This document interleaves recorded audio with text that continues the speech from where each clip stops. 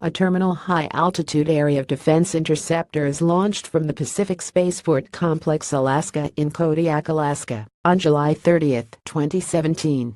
Missile Defense Agency Washington, the Pentagon is injecting $440 million more into missile defense, including yet another expansion of its fleet of missile interceptors, to counter North Korea's accelerating push for a nuclear-armed missile capable of hitting the United States.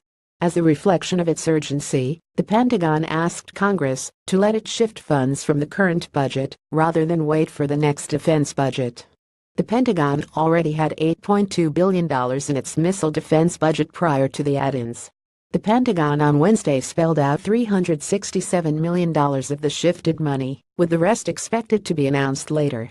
The spending has come under increased scrutiny as North Korea's nuclear and missile programs have progressed, and critics have questioned whether the Pentagon has developed missile defenses that would work in combat.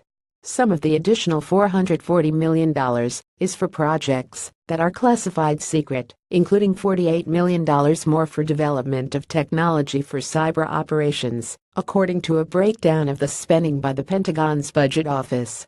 The Pentagon has never acknowledged that it is engaged in cyber operations against North Korea's nuclear or missile programs. The New York Times earlier this year reported that in 2014, then-President Barack Obama ordered Pentagon officials to step up their cyber and electronic strikes against North Korea's missile program in hopes of sabotaging test launches.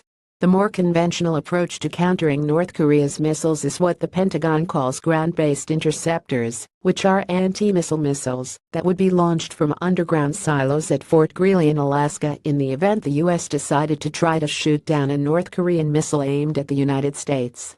The interceptors are designed to slam into an incoming enemy missile outside the Earth's atmosphere, obliterating it by the force of impact. The $440 million in extra funds for missile defense include $128 million to begin a new expansion of the Missile Interceptor Force in Alaska. That includes $81 million to begin increasing the number of interceptors from 44 to 64, and $47 million to begin buying parts for 10 of the additional 20 underground silos in which the interceptors are installed. The Pentagon had not publicly announced that it plans to increase the interceptor force by 20.